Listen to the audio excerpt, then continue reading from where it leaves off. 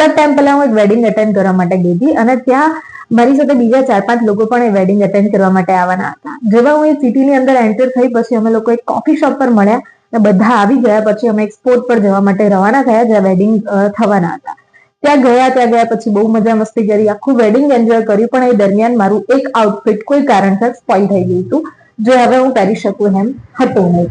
બીજા દિવસે પણ સેમ અમે મજા મસ્તી કરી અને ત્રીજા દિવસે મારે નીકળવાનું હતું અને એ વખતે મેં એના એ જ કપડાં ફરીથી પહેર્યા જે હું પહેરીને આવી હતી જતી વખતે, કારણ કે મને જતા ટ્રાવેલિંગમાં કમ્ફર્ટ વાળા કપડાં જોઈતા હતા. અને પછી અમે પાછા 10 મિનિટ માટે કોફી શોપે મળ્યા અને બધા પછી ત્યાંથી છૂટા પડ્યા.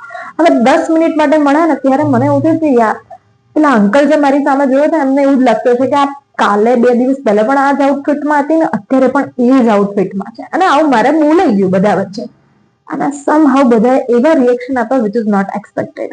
અને એમાંથી એક ફ્રેન્ડે મને એવું કીધું, યામિની દેખ જો તું અહીંયા આવી છે અને તારી રિસ્પેક્ટ જો તારા કપડાથી જોઈને કોઈ કરતું હોય, જો તારા કપડા જોઈને તને કોઈ બોલાવતું હોય ને મતલબ કે તારા વ્યક્તિત્વનો કોઈ પ્રભાવ નથી.